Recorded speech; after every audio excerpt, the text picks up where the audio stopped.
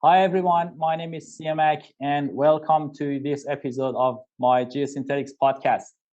In this episode, I have a very special guest and I'm so excited about this today.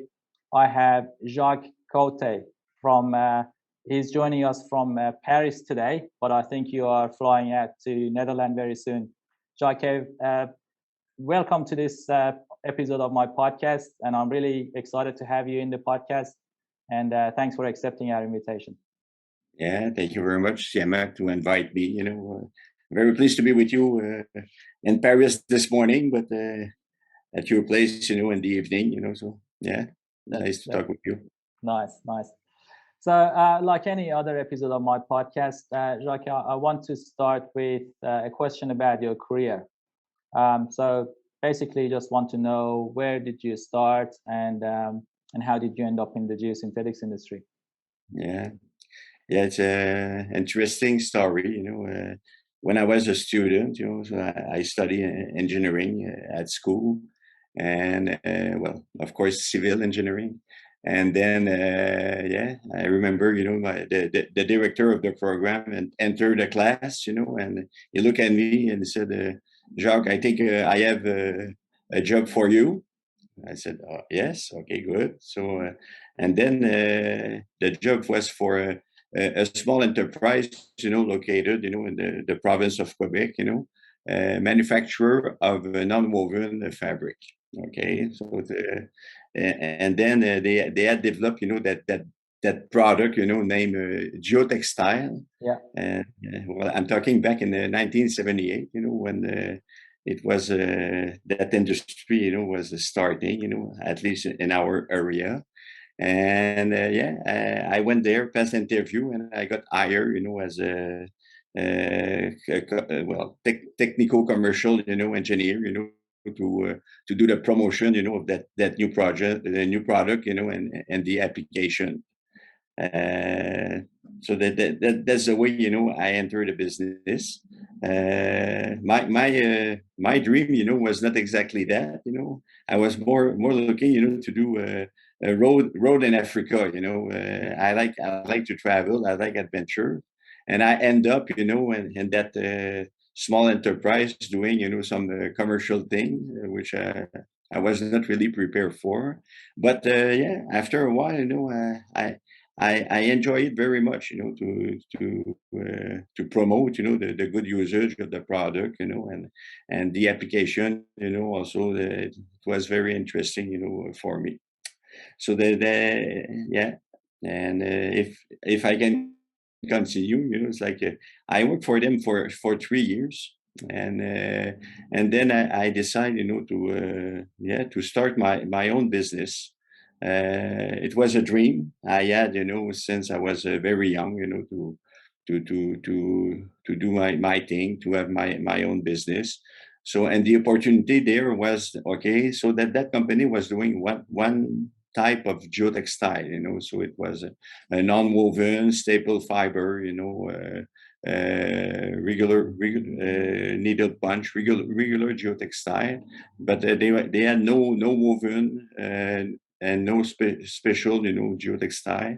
And also, I was carry, erosion control system made of block, with, of course, a geotextile as a filter underneath. And so that was the idea. The opportunity, was to start that business and acting as a distributor, of these products, in the province of Quebec. So I started the company. I remember the date, 8th of December, 1981. So I was starting the business in the apartment of my girlfriend at that time, which still we're still together after 43 years, Nice. And that day, I said 8th of December. I will not have a paycheck, next week, but at least, I will have my own business. And the name of it, at the beginning was Matériaux Techniques Cote Incorporated. So it was the beginning of it. And like a single person business,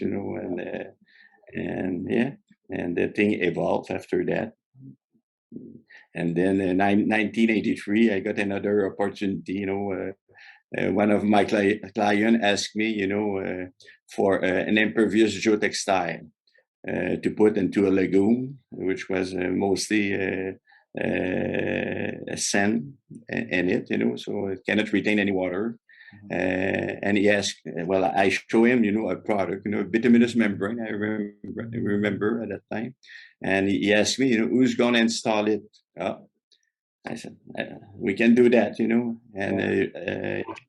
so we went into installation of we start, installing, geosynthetics at the end of 1983, and then we learned, the trade by ourselves, basically, and then you got, I got lucky, I mean, lucky that the word, they invent the word geomembrane in 1983. Okay. Dr. Giroux, came with that great idea. So we had the geotextile, and then now we have the geomembrane as part, and the word geosynthetic was not existing yet, but it was coming under the umbrella of geosynthetics. And then from there, rapidly, we became very good at doing installation. And by 1996, we're installing a lot of it. And probably 3 continents. And I don't know, probably 7 small installation company in different country. So we decided to manufacture the product, and then and the current, when we start to do export, when we went outside of Canada, of Quebec, so we decided to change the name because Matériaux Techniques Cote was not easy to say, in English or in Spanish or any other language. So we found that name, Solmax. So it's 2 words, sol and max, and then sol in French, in English means soil, and max, it's maximize, soil.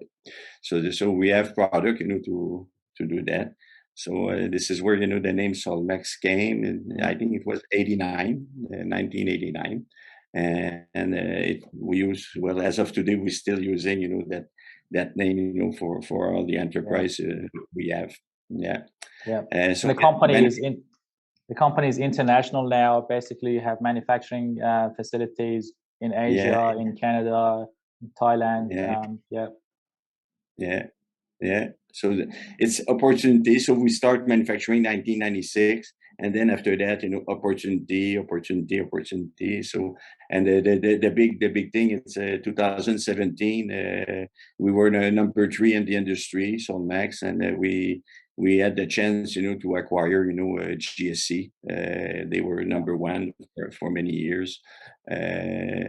So we became, number 1 in the geomembrane industry and the world. So we had at that time 2-3 factories, and they had 7. So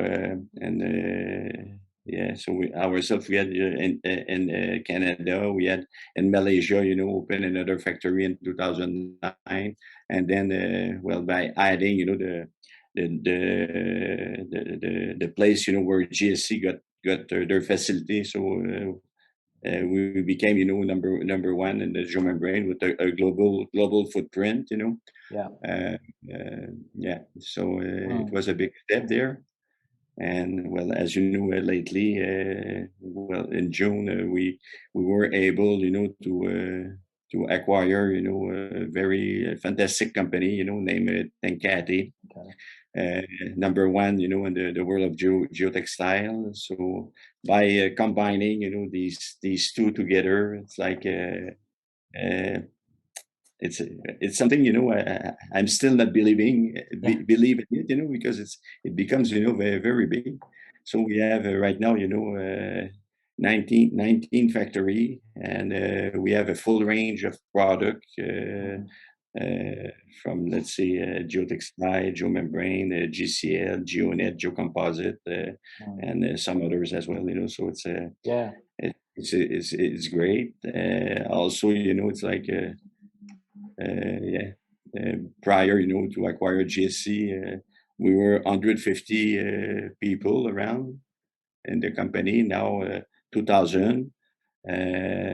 So I have a lot of new friends, Yeah, yeah. a lot of new friends to meet. So it's Yeah, a great such adventure. Let's put it that way. Yeah. yeah, such a journey, like, from a little business that started in your apartment in late 70s, and then now up to a global international company, with, like, number one in the manufacturing of all geosynthetics almost. So my next question, Jacques, is about generally geosynthetics. So what do you find interesting in it? Why do you do geosynthetics? For what, and for who? Yeah. Yeah. It's a good question. That one. It's like, uh, yeah, I believe I believe in this product, to be a solution, to yeah, for us, to build a better world. Let's put it that way. And I embark very much, in the trend right now, where the carbon footprint, it's very important. And I think, by the usage, of geosynthetics, can have, an impact, on the reduction, of the carbon footprint. Uh, so basically, I'm very proud, of manufacturing this product. But at the end, we are here, to do a better world. It should be, the goal of every human being, to participate in that, and yeah, I'm very lucky, that I can contribute, to that.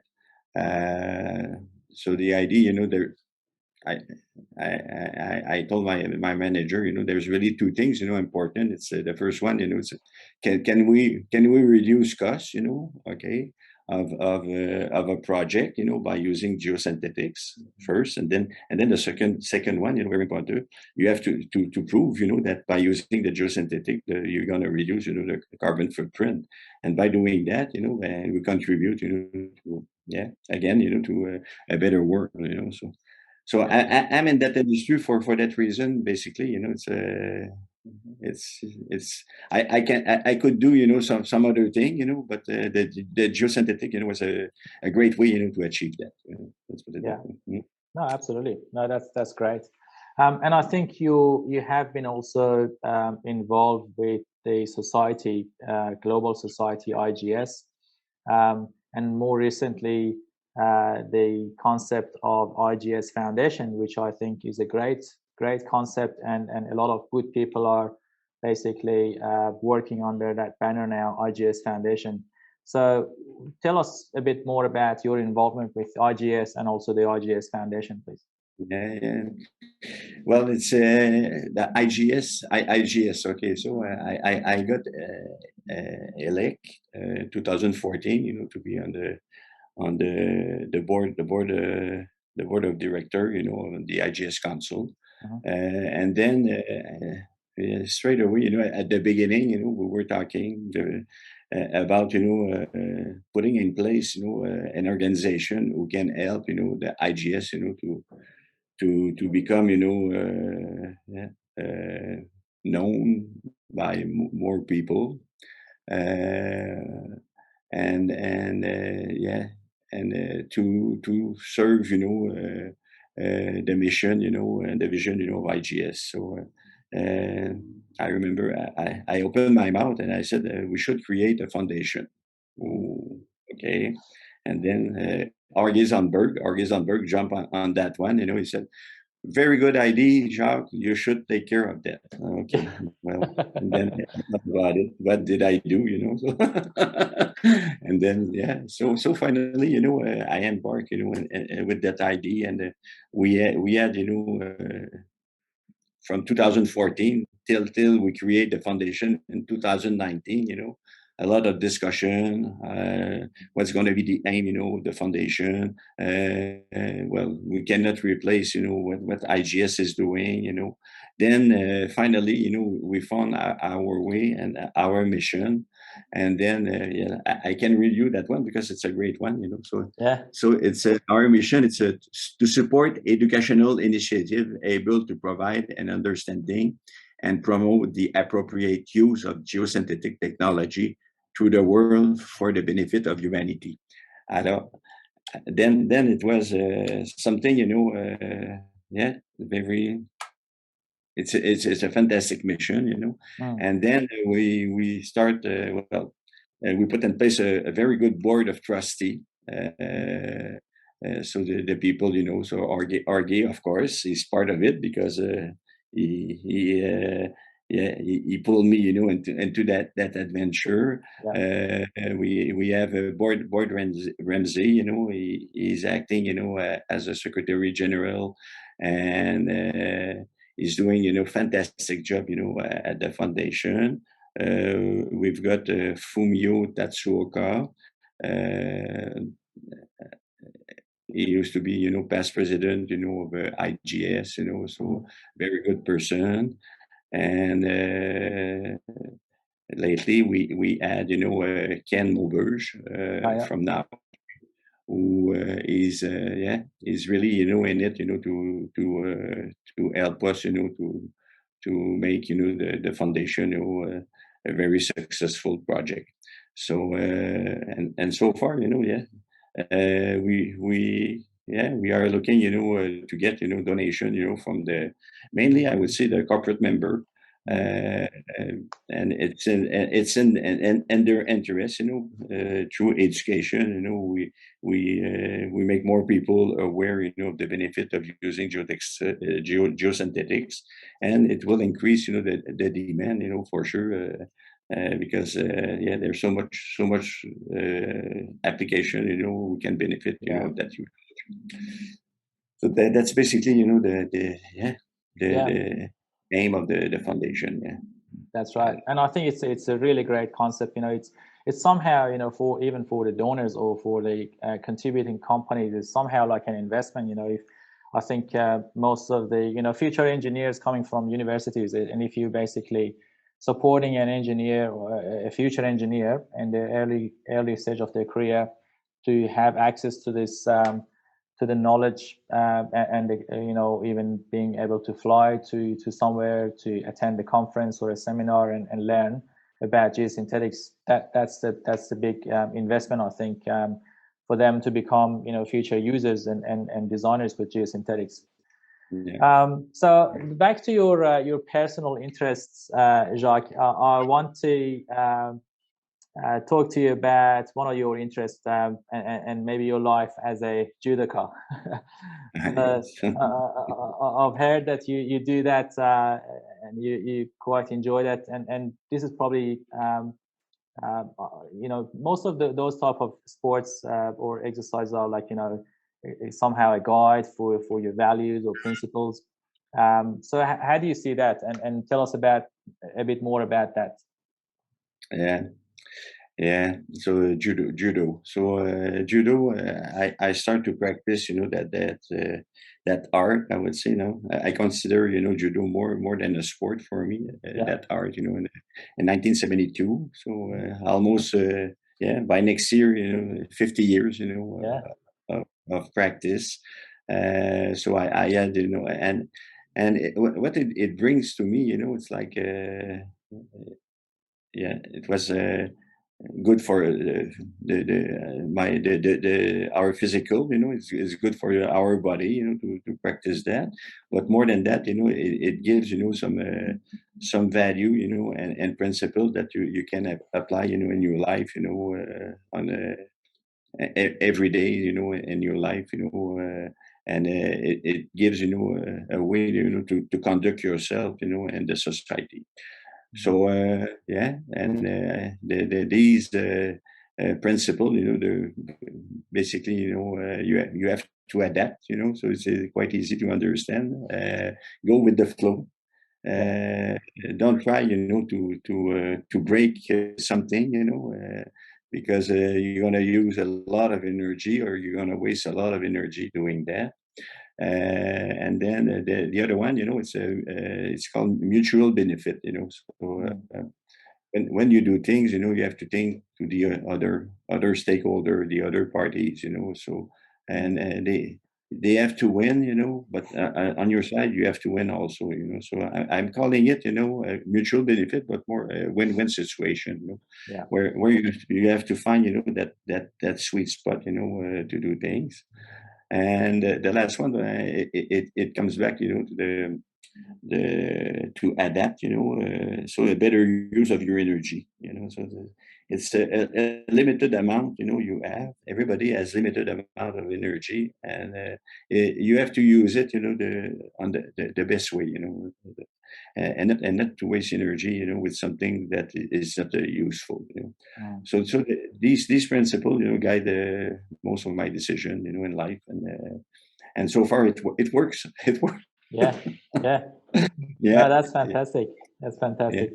Now, I know a lot of people actually doing different sports, and but I think some of these, like judo is one of them. Of course, that mentally sort of helps the people. Basically, you following some sort of discipline, and it helps in your normal day to day life as well. My last question for you, Jacques, is about a highlight. Maybe it's one highlight or more than one highlight. But I just curious to know what is your highlight. You've obviously have a lot of achievements in the past. Let's say from late 70s until now. So big significant achievements. But what is the highlight for you, if you want to choose one? Yeah, yeah. One of the highlight. It's like to, yeah, it's to be able, to share and to help, people. Uh, Achievement. Yeah, I'm not really, taking into account that, but Mm. one thing, it's when I was young, and it's a little bit emotional for me to say that, but when I was young, around 10 years old, I was speaking with my mother, and I'm coming from a family, of workers. My father was a bus driver. My mother was working in a factory, Mm. and in my mind, of a young guy, I was looking at them, and I found, that sometimes, especially my mother, was not really well treated, at his work. And I said, mother, one day, I'm going to have 10,000 employees, Yeah. and I will take care of them, the good way. And well, it was a sort of let's say a promise, to her. And of course, I don't have 10,000 employee, and I don't want to get 10,000 employee, but we have a couple thousand right now, and Yeah. that's my achievement. If I can take care of them, Mm. and bring them, every day when they work, they enjoy, their day, so that's going to be my biggest achievement in life. Yeah. There's some other. There's my family also. So I have 3 kids now, 4 grandchild. I have a happy life. My wish, it's my son. They can take over the ownership of the company. I think it's coming. And my dream, would be that. That company, and the family, will be there forever, so for generation to generation, with the same mind, Yeah. than I have. It's to share wealth, with the people. So basically, that. So Yeah. what is my dream?